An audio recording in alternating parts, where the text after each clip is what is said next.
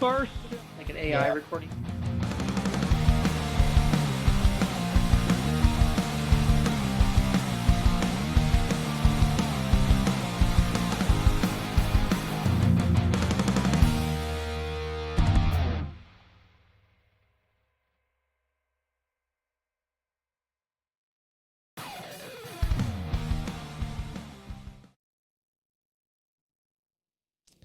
Hello. The opinions and subject matter discussed on this show are the opinions of the host and the guest. Although there is some topic and subject matter overlap with my professional life, this show is completely separate from my professional life. This show is for entertainment. So please check all suggestions and opinions given against industry standards. If you like Put 'em on the Glass podcast, please like, subscribe, share all of our platforms. Thank you. Hello, everyone. This is James, the Ghost Set Killer, and I'm with Put 'em on the Glass podcast. And we have a Autoglass week special, I would say, but this is just a special guest overall. We've been friends for quite a while, and I'm going to go ahead and let him introduce himself. Good morning, folks. I'm Lee Swindle with JJB Autoglass and the Autoglass Technical Institute, and today you're going to get the privilege to have James and I. Yeah. All right, so we're going to start off with, before we touch on anything like too crazy, this is crazy, okay? Lee has a little bit of a voice thing going on today, okay? Why is that, Lee? What happened to you this weekend that was so special that caused your voice to go away? You know, I had the ultimate fanboy experience. I went and saw the Backstreet Boys, and I just got a little wild. I'm just kidding. So I got my second hole-in-one in my life on Friday, and it was kind of it's never planned, obviously, but this one was truly more special than the first one because I actually saw this one go in. Yeah. And it was just unbelievable. I had a lot of my friends with me, and I just let out a big LFG, fill in the blanks. It was a little loud. I'm pretty sure that people a mile away from the golf course heard it, and the rest was history from there. Kind of felt like I had a turtle in my throat or something for the next 2 hours, and we may have consumed a couple of hydration waters the rest of the afternoon, but it was a good Friday, and it was on Good Friday to boot, so that was even kind of the icing to the cake. I'm telling you, like, I golf. I'm not good, not even close. But I enjoy golfing, and I know for a fact that it'll probably never, ever happen. It's like getting struck by lightning kind of thing.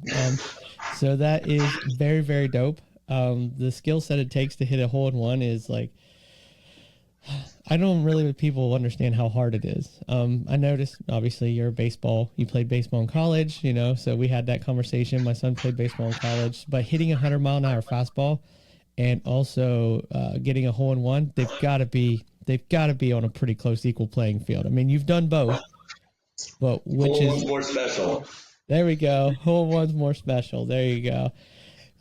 Yeah, because man, I don't know, 100-mile-an-hour fastball. I've seen one go past my face because of standing at the plate, just trying to see what it would be like. The hand-eye coordination it takes to even hit that damn thing is ridiculous. It's kind of fun now. I mean, we typically go to Arizona quite a bit for spring training. And, as most of you guys know, my daughter, she was doing travel softball for a long time. Then we made the transition to golf like 3 months before high school for her. And every year we go into Arizona and we go to batting cages. And it's like you go and you see like a 70-mile-per-hour fastball now. And you're like, all right, I need to swing like 5 times just to be able to catch up to this thing. Like, I'm not used to it. Yeah. And maybe I'm just getting old. I mean, I'm a glass guy. I'm almost to that old curmudgeon part of my career after 23 years. It's just like, all right, leave me alone. The backslide. And for all those of you who don't know, Lee's daughter she's playing golf in college. She had a wonderful, spectacular high school career, and she's going to play golf at because if you think about it, collegiate level is as close as you get to professional without playing professional. I mean, it is professional. I mean, the talent to play in college is equal to playing in the pro level because especially, and something like golf that's so hard.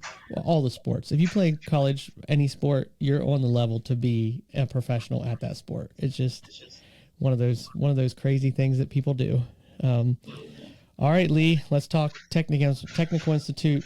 We've been doing a few things as far as letting people know about where they can get schooling. They can get there. I did a show a few weeks back about passing the Autoglass Safety Council technician test, and listed your school as one of them and one way to do it. But let's talk about the experience they'll get if they come to the Tech Institute. So the Institute is very near and dear to my heart. I've been fortunate to be able to train now for, 4 or 5 years. It seems like longer than that, but I'm guessing it's around there. It doesn't matter if it's my school at the Autoglass Institute, the Autoglass Academy, the Autoglass University, any of those training schools out there are fantastic.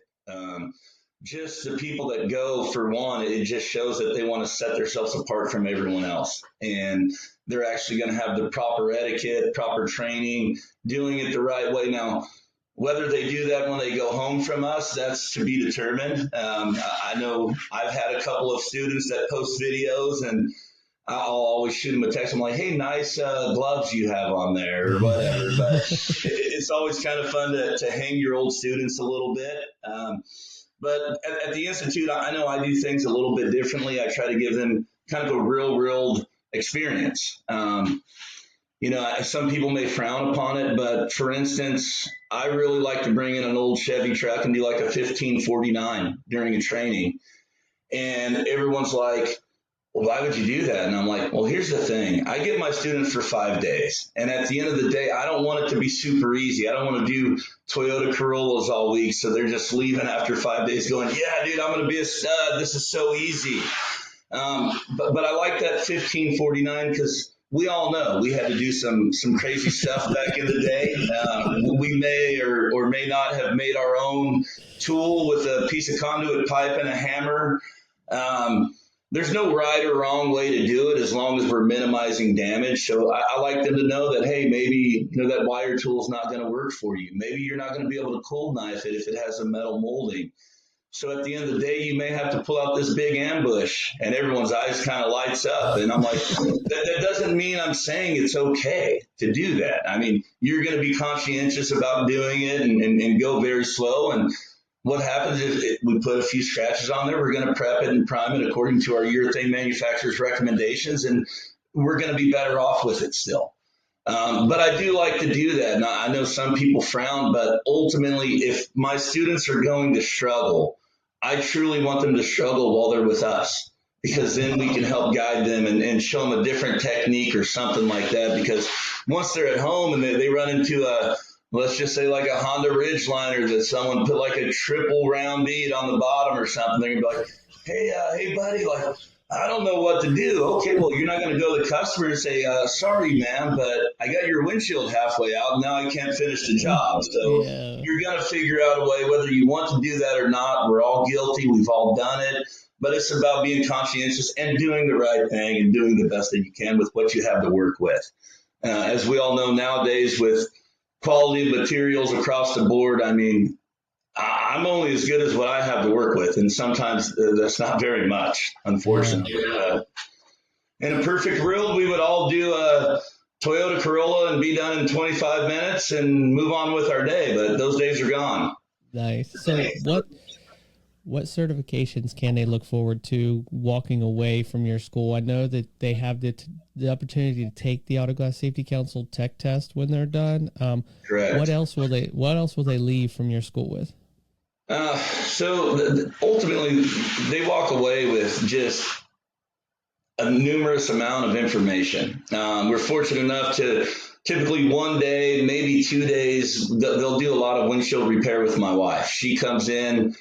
She's really great at windshield repair. I am not, on the other hand. I don't know I'm guilty. I don't know the book of windshield repair. And it's really fun too, because that's one of the questions on my test at the Institute is, we have the Autoglass Safety Council for Autoglass, and then we have Rollags for windshield repair. And I don't bring it up, so it's kind of a trick question. So my wife will tell them if she's doing windshield repair, and they're probably like, Rolaids? Well, what's a Rollaid? I don't have heartburn. But when it's on the test, and I'm like, all right, you may or may not have done this with my wife, and they're like, oh yes, the Rollags, and I'm like, that's the one. But I don't really touch base on it. We go through everything, and in my opinion, as a trainer, doing everything that I do, in my honest opinion, and everyone's going to be different. I still believe that running the bead is the most important part of the job, the prep work and running the bead of urethane. And I'm still one of those on the body guys. You will never see me shoot urethane on the glass, with the exception of a Ford truck or a Chevy truck with a headache rack. Okay. You know, I mean, we know where the bead's going to go, but we've all seen some of the posts lately where the bead's not even there. You know, it's 4 inches down on that Toyota Highlander. Like, what were you thinking? Come on, man.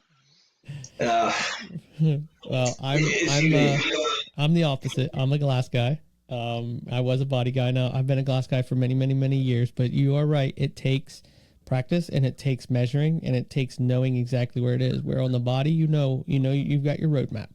Right. You have your roadmap. So there is, you have a point with the body, and I teach both methods. What I teach, because I believe there's no right or wrong way. Just sure, the way you prep yourself for success is the right or wrong way. If you prep yourself wrong for success the wrong way, then you won't hit the body, or you'll set the glass onto the glue, onto the molding instead of there's all kinds of different things that my brain just took a brain fart right there. But that's one of the great things about our industry too. And that's what I always tell my students, because, day one, we typically just let them run a bead of urethane on a glass that's on a cradle. And they're like, oh, this is pretty easy. But then tomorrow it gets difficult when all of a sudden you're standing inside. We have a little Kia Optima that's one of our courtesy cars.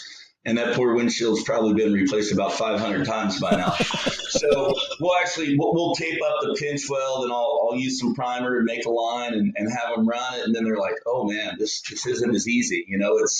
It's awkward. And that's the great thing about our industry and being trainers is, just because my favorite tool is a Raptor doesn't mean your favorite tool is going to be a Raptor. Everyone's hand-eye coordination is slightly different. We all work differently. So everyone has their preference of a urethane gun or suction cups. Everyone's different. And that's what's great about this industry is, I know for one, I'm 6'4", but I still use a setting tool. So how some of these guys out there in our industry are 5'7" and setting windows by themselves, man, my back hurts just watching. I'm out. Yeah. So if I have a bigger truck, I'm using the Fit Glass from Panther. I like to play a lot of golf. I think I played 194 rounds last year. Do the math, that's quite a bit. So when I finish work, I go and I play at least 9 holes. That's my therapy. So if I know I'm going to play golf, I'm going to set up that Fit Glass because it takes me 2 minutes and I'm just pressing a button. It's going to be a good set. My back's going to thank me. Even more so, I found myself this year, I'm going to be 40 next month. Mm-hmm. So now it's like, I don't know if I've sustained an injury or if I just got hurt tying my shoe in the morning, So it's like, all right, it's time. Like winter time for me, my body's starting to hurt. And some of those folks in colder areas, I don't think I want to try to set a window by myself. So having that, whether it's a little buddy, WRD, whatever you have, utilize what you have and try to take all the pressure off your back because we're not getting any younger. We are not getting any younger. I am 46, going on 47, and installing out in the cold. And I've been using setting tools for quite a while. We all have our favorite, but I will say it took me a little bit of a learning curve. But while I did have the Fit Glass, I had it for a few months, then returned it because it was just a loaner. It was just, Mark was up in the area, he dropped it off, showed me how to use it, and it was just a loaner for me. And I don't install every day to have one, but I would have one if I was installing every day again. It's a very good tool. It's a very great tool. And for old heads like us, someone getting into the industry, it's perfect because you can learn that right away. But for like me, there was a learning curve. I'm not going to lie. Right. I called Mark and I was like, hey man, and he was like, listen, just call Ricky, figure it out, get a few different, set. And then finally what I was doing is I had the arm too close to the car. So it was being that it had no leverage for me to move it. So I was pulling me back to the other side when I was trying to set. So once I raised the mast up, everything was beautiful. I was like, oh man, this is so much easier. So much easier. So it's a great tool. There's plenty of other great setting tools out there too. I've used the Pro Set many times. And like you said, the WRD and everything. But I will back you up. The most important thing, if you're getting into this industry, is figure out the weight of the cocking gun, how to angle the cocking gun, because the bead prep and the bead you can pretty much screw up most of the job as long as you take care to fix your mistakes. But if you get there's three things: you get the prep right, you get the bead right, you get the set right, you can mess up the rest of the job and that customer's safe. That's my opinion. That's my opinion. Yeah. So and that's the importance of the school, even for that matter. Kind of touching base on that again is, when I first started this, I wish there was something like this, and there was no training programs available. So you're only as good as you're trained at that point. Because I went to work for a company. Fortunately, they were a great business and they had pretty good work ethic, but ultimately, whoever trains you, that you think that that's how you're supposed to do it. Yep. And so as I finally kind of grew a little older and all this, I'm thinking back going, oh my God, what have I done for all those years, and that's what's so great about it. But for me, the biggest joy of training is receiving those texts and those phone calls from those students in the past. And that's where you get rich at heart. It's not about the money. We ultimately don't make a lot from it. To be honest with you, most of the time I'm actually losing money because it's taking me out of my shop. Mm-hmm. But where I get rich is I have a couple of students that have just really hit the ground running, doing calibration, doing the whole thing. And there's one student in particular that I truly get probably 2 to 3 videos a week. And I could be having a bad day. Maybe I just had a very mad CSR, and my CSR.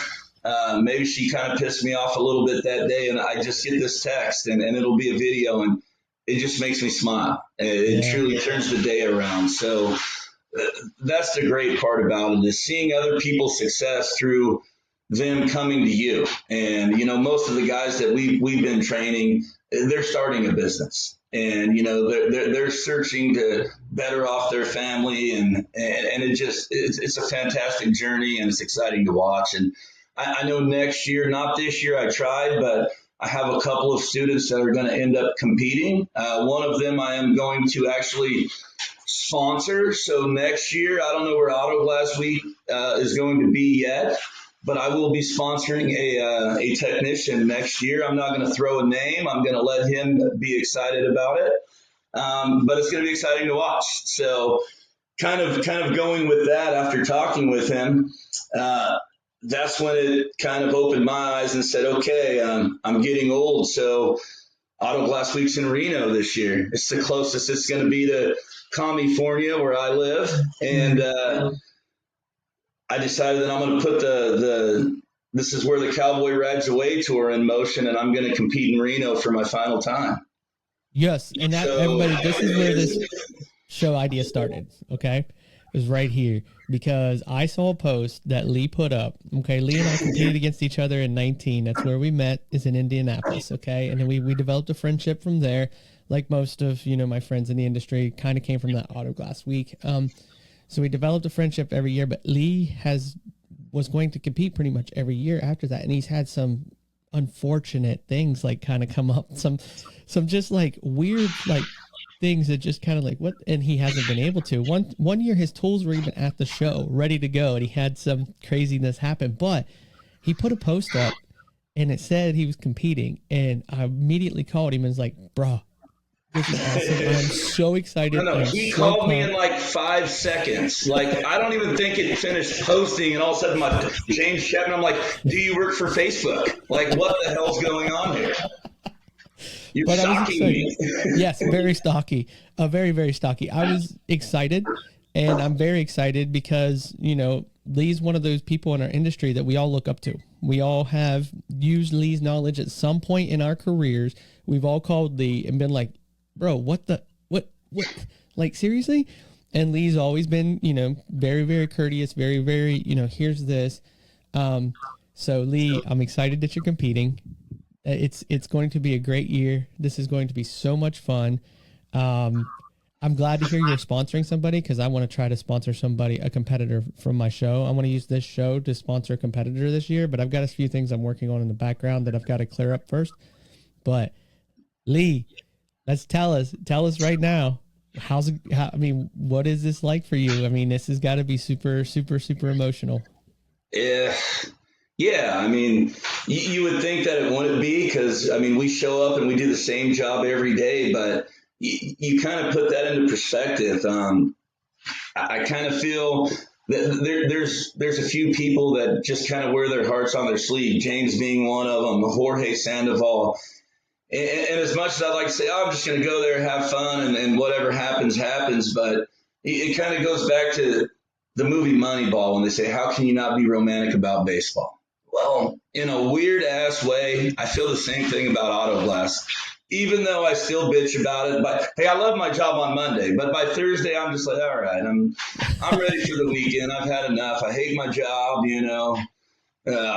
It's just one of those things. I'm very emotional. It's kind of like dating all over again, right? You get the butterflies, and it's just different. I don't really know how to explain it, but what I will tell people out there, if they are listening, if you're a first-time competitor or whatever, is don't change anything you do. Like, whatever you're doing every day at the shop, that's what you need to do when you go to the competition.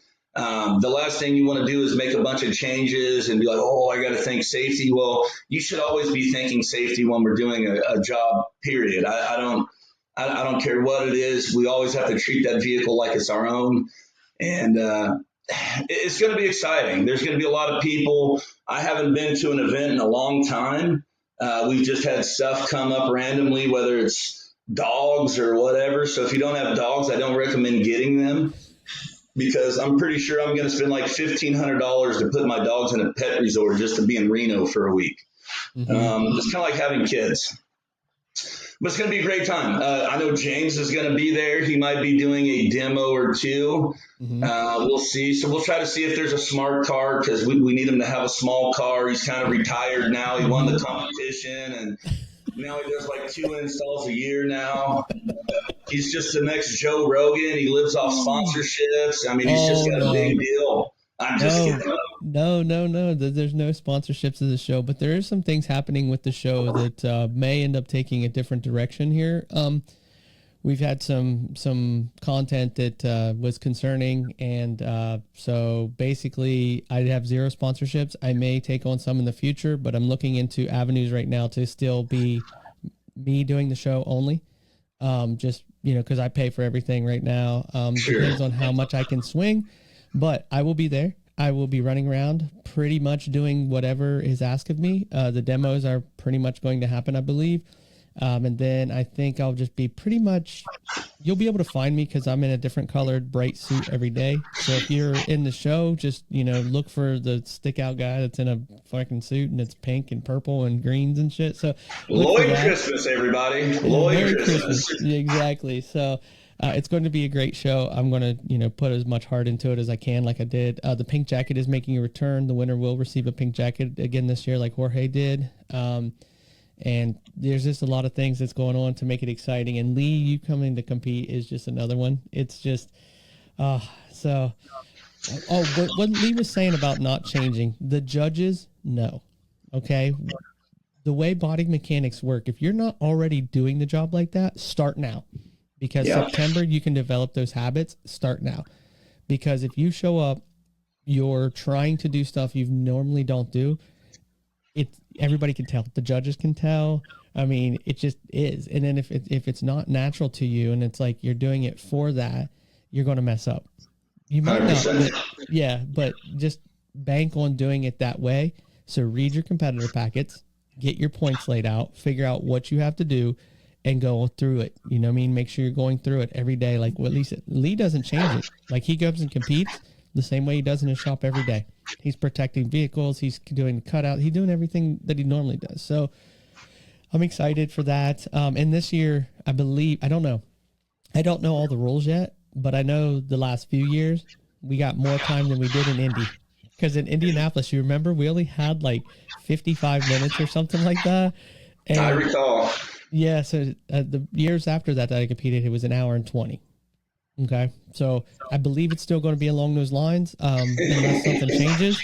I believe it's going to be along those lines because I'm not involved in that part of the planning, but I believe it's not going to be along those lines. But man, dude, when they told us that in a competitor meeting in Indianapolis and not ever competing before, that was my first year competing, not ever Like competing 55 before. minutes? Yeah, I was like, wait, and I've got to do all my normal stuff, you know, because out in the world, it's about an hour and 5 minutes for me to do start to finish my job. That's my covers. That's my customer service. That's everything. It's an hour and 5 minutes. I get it. I'm not the fastest guy in the world. Okay. I understand that. I understand there's some guys that's like, dude, hour and 5 minutes to do a windshield. Are you crazy? I'm in and out there in 20 minutes. Okay. But if I was in and out there in 20 minutes, I would have trouble sleeping at night. Like, Yeah. dude, did I remember to primer that? Oh my God. Did I wait my flash time? Oh, you know, so for me, that wouldn't work. So when they said 55 minutes, I was like, I got to be on the move. Okay. So I was on the move. It was tough. Move, right? Yeah. I recall because I was sweating. I was like, I heard 5 minutes left and I had my windshield set and I'm like, my fingers aren't working because I'm like a spaz now. I'm like I'm like, fucking clap, go in. And I finally got it done and I got my rear view mirror on. Luckily it was a Nissan, so there was no T15, so it just clips on. And I got that on and I was done. I grabbed my protection. The only thing I didn't have time to do was wash my windshield. Take the sticker off. I did my customer wrap up with paperwork beforehand because I'm like, all right, that's worth more points. And I know I'm not going to finish this at this point, but I'm going to give it hell. When you get into a panic, I mean, you don't have to be in a panic because you don't even know your name when you go compete, right? Like even me, I get the privilege to train a lot of people. I'm used to a lot of people. I probably go up there and like, oh, hi, I'm James Chapman. Nice to meet you. Oh, I mean, I'm Lee, but I'm going to do a windshield for you today. This is going to be so much fun. And then you're just going to forget who you are. And it's different. I mean, nothing could compare you. Nothing could prepare you, to walk in there because I know myself, I've competed twice and I wake up that morning and I'm like a pregnant woman. I'm nauseous. I'm sick to my stomach. I can't eat breakfast. So that's really, that's a tough thing to do. And I even laugh now. My wife's like, yeah, you're really good at what you do, but she goes, you just shit the bed under pressure. That's what you're known for. So the pressure comes and it's just like, yeah, nope. You try to be perfect and it doesn't work. And I know that was a big thing for me in Indianapolis was I look back at the video because fortunately my wife recorded the whole thing. And I probably watched this thing 20, 30 times. And I'm sitting here watching, I'm like, what in the hell are you doing? What in the hell are you doing? And I'm just talking like, it's social hour, you know. Yeah. It's like, what the hell? Game filming it. And you're like, dude, really? You're yelling at the TV, game filming it. You're what is it? Armchair quarterbacking. Stop talking, Lee. I pretty much look like I was in the Special Olympics when I watch it now. I mean, in an uncruel way, it's just like, what are you doing, buddy? Yeah. And that's just the thing. You can prepare, but it's really hard to prepare your mind to go up and into that. I mean, and I think part of that for me is the fact that this has been my livelihood for 24 years. And I know prior in the past in Indianapolis, I felt like I had to win to get my name on the map. I felt the pressure for my family and truly it's not about winning or losing. I mean, but back then at that point in time, I felt like that's what I had to do to be able to better my business and be able to have a great, financial foundation for my family. But that's truly not where you get rich.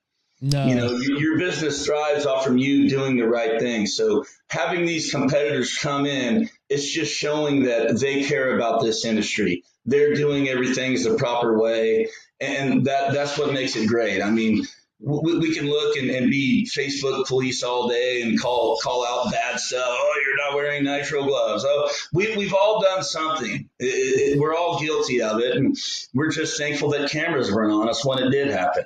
There's no Exactly. one that's perfect, but going in there doing the right thing, it speaks volume for our industry. We might have someone that's going to be at Autoglass Week for their first time, just watching a competitor, and that could be the next Alfredo Calva or the next James Chapman, and they could be inspired just by seeing someone, and maybe that changes them. They're like, you know what? I'm not going to run around beat anymore. I want to be like these guys. I want to run a V beat. I want to be right. And that's the great thing that the Autoglass Safety Council Autoglass Week does. Real quick on the Autoglass Safety Council, I actually just did my audit not long ago with Mr. Jeff Olive. It was pretty fantastic. I was very, very happy to finally see that we have people going out to these accredited shops and making sure they're doing their job. I know I was one of those same people that was kind of talking mad stuff back in the day, like, why am I writing a check? They're just taking my money. So it was a breath of fresh air for me to see them come in. I actually laughed when my wife goes, we're getting audited by the Autoglass Safety Council. I'm like, what? They're really doing their job? And she's like, stop it. And I'm like, it's just nice to hear. So I'm super stoked that we have Jeff out there. So kudos to them for bringing him on board. Jeff's a great guy. In fact, when we were talking about Autoglass Week, I believe he was the very first champion. Very first. He's like George Washington, but better looking. He doesn't quite have the hair. No, but yeah, he was the very first champion.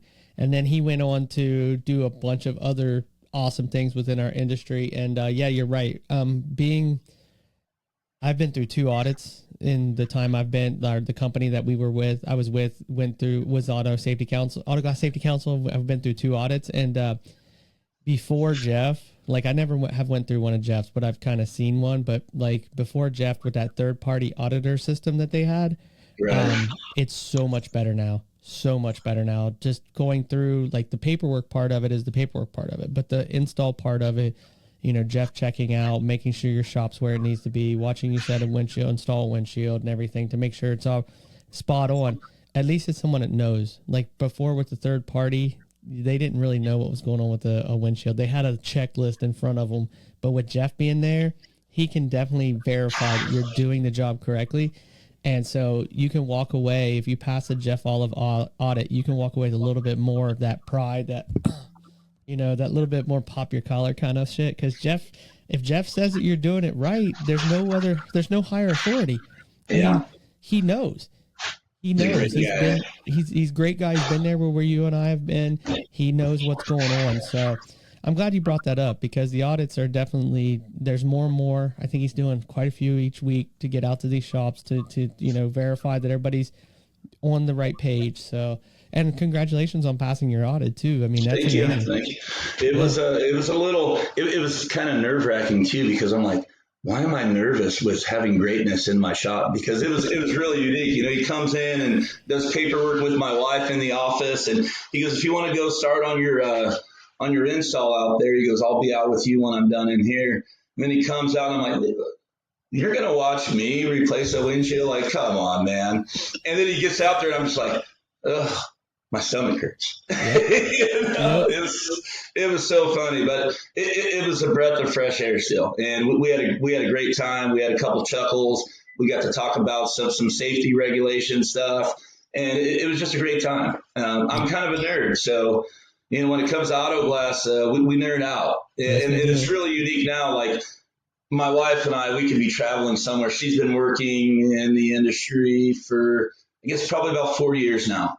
Maybe 5, but we're out now, and we're like, we always play a game when we're going out of town. It's like, what windshield number is that? And so whoever's in the passenger seat, we're like looking it up. We're like, you're wrong. That was a 6048, not a 6051.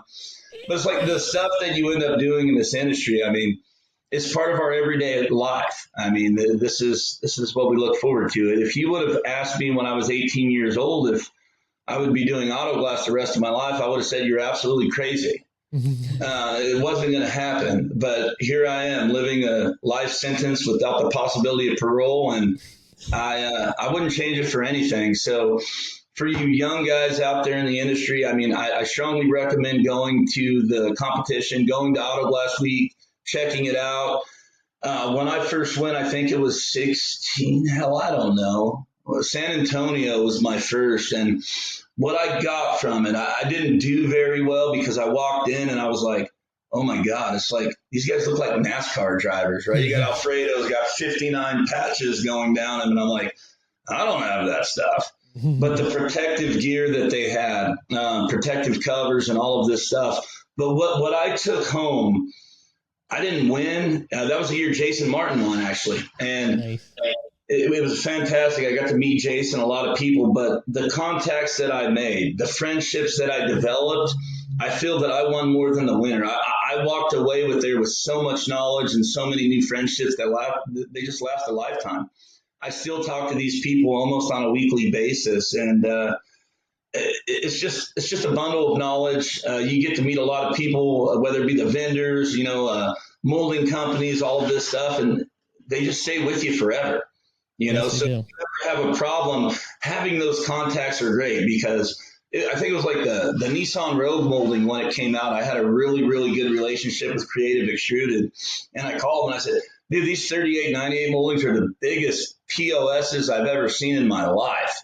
And they're like, what do you mean? And I'm like, they just don't stay on a glass, and I don't want to have to urethane it down and all this stuff. So I gave them a little encouragement, and most people don't realize for like a molding company and an extrusion to go back and redo one molding, it costs about $48,000 to create that mold for the extrusion and all of that, and it's only good for that car. Mm-hmm. And I ended up going back and redoing, and they sent me it, and I was like, hey, this fits a lot better. And then I think 2 years later, they got sold out, and I was like, oh, this really sucks. This really sucks. Yeah. Remember the 1580 molding? Because, we have to always be aware of whatever materials we're using. So if we have issues, we can go back and talk with them. Keeping your contacts, keeping your lot numbers, your batch numbers, very important because you never know when something can go awry, and we want to be able to protect ourselves. And it may seem tedious because we replace windows every day, and the CSR is like, hey, you really need to write this down on your invoice. And we get busy and we don't. And now I hear from my wife about it because she doesn't want to hear from Jeff Olive about it. You didn't write your weather, Mr. Swindle. So, we're just chipping away, but it's fun. I'm looking forward to it. Yeah, I'm looking forward to the Autoglass week as well. But I like what you said, making the contacts, the molding contacts, a great one. Like I remember the Honda moldings were off, and you call and you develop this relationship. You call, and then they can try to adjust it, to get you to where it's better, because it's not just better for you; it's better for the whole industry. Right. So, okay, you touched on something there with the new guys getting into the industry. If they can't afford to come to the school, my recommendation, and if yours is different, please let's talk about it. The one thing that you absolutely have to have is your urethane manufacturer's training. And 100%. And that training is going to not only teach you, most urethane manufacturers I know of, their training program not only is going to teach you how to use their material, but they're going to teach you about the safety part of it, because they have to stand behind their products, so they want you to do the job right. I recommend a school to get your training.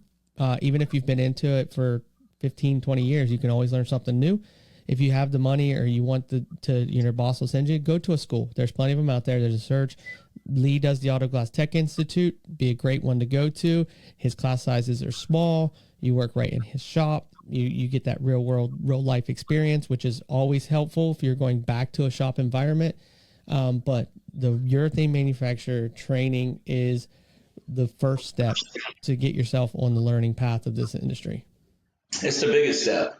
It's the most important step to our job every single day. So if you guys can go to a school, or for those of you that are working for a company that maybe they're using a different product and you would want to use whatever, just reach out to any of us. Any trainer from any program will be more than happy to send, just give you the information to whether it's a Sika rep, DuPont, SRP. We're not going to give you the rep for the one that you can't read with little hashtag signs that might say Zini on it, because I don't think they have anything. We'll just send you to Elmer's Flu, but reach out to us, like get that training. Those guys are more than happy to come out to your shop and train you up. They'll even bring you lunch. Yeah. They come see me quite a bit. That's why I'm trying to hide my belly in this camera. Sika likes to eat, so. And you're Fred, right? I have Fred Altamirano in California. He's an all right guy, you know. Yeah, I know he's a very good guy, because I've had very many conversations with him and Mark O'Brien and the whole crew of any urethane rep. They're awesome. I know quite a few of them, and they're awesome. So yes, reach out to them, figure out who's in your area, and if you don't know where you pick your glass up, your Pilkingtons, your PGWs, your Migrants, your IGCs, ask one of them. Ask one of the, like, hey, who is my Sika rep? Who is my SRP rep? Who is my DuPont rep? Who is my Dynatrol rep? You know, and that way they can get out there and train you on whatever product you're using of theirs. And, you know, that's the first step of making sure you're doing the job correctly, in my opinion. That was I've been using Sika ever since Mach 30 came out. So I don't know if that's been 4 years, 5 years now. It's been quite a while. And it was really unique, because going back to me is like my first Autoglass Olympics, San Antonio. Alfredo Calva is now a DuPont rep. Mm-hmm. And so I think it was last week. In fact, I made my announcement, I think the day after Alfredo left my shop, because he came in and I was like, I don't really know what you're doing here, buddy, because I'm a Sika guy. I mean, I love your guys' product, but I'm a Sika guy. And him and I developed that relationship. We both were trainers at the Autoglass Academy with Equalizer, and we just created a lifetime bond. And so what normally is probably a 20-minute stop for him turned out to be like 2 hours. Yeah. And I'm like, all right, you're here, so pull this cow. Like, I got to play catch up now, because, you know, we wasted a lot of time. And it was unique because seeing Alfredo took me back. And I think I shared this with you, James, is Alfredo, I had no intentions of competing still. And then Alfredo left. And I've always had this little playlist on my phone. I call it Autoglass Week playlist, because that was what I listen to when I get excited and I'm training in my shop. And I was supposed to compete in San Antonio, and my tools were down there, and I didn't get to go. I had my dog tried to bite the nanny the night before, so I had to stay back because my dogs are like my family. And as soon as Alfredo left, I put on my Autoglass playlist. And funny enough, you guys can make fun of me, but I got really emotional. And I was like, God damn it, I'm really going to do this. I'm like, you're an idiot. And then I started talking to my wife, and my wife's like, you're not going to do it. And I'm like, I'm all in. So I actually, I know James knows, but I'm supposed to be in Georgia on a 10-day golf trip that I've already paid $15,000. And I got some of it back, but I lost $8,500 to cancel my trip so I can go to Reno and compete in Autoglass Week. So that one stings a little bit. I will be playing golf in Reno, so I will set up some tee times. So if there's a few people out there that play golf, let's get in contact beforehand. I'm going to play every day that I'm there, because that's just what I do. So James will be doing demos in the Autoglass field. I'll do demos on the putting green. So I'll show you how to putt the safe way where you don't hurt your back. And I'm just kidding. Well, that's some great information, everybody. Take him up on that tee time, because you're going to get to play with a great golfer who hits hole-in-ones. Well, I'm glad I sent you my Autoglass playlist for Virginia Beach for you to check out as well. And that playlist gets me hyped up, but it also is pretty emotional, because, you know, when it gets to the Eclipse Virginia song, that song right there was the last song I listened to before I went onto the floor for the finals. And it was in Virginia, you know, it's Virginia Beach.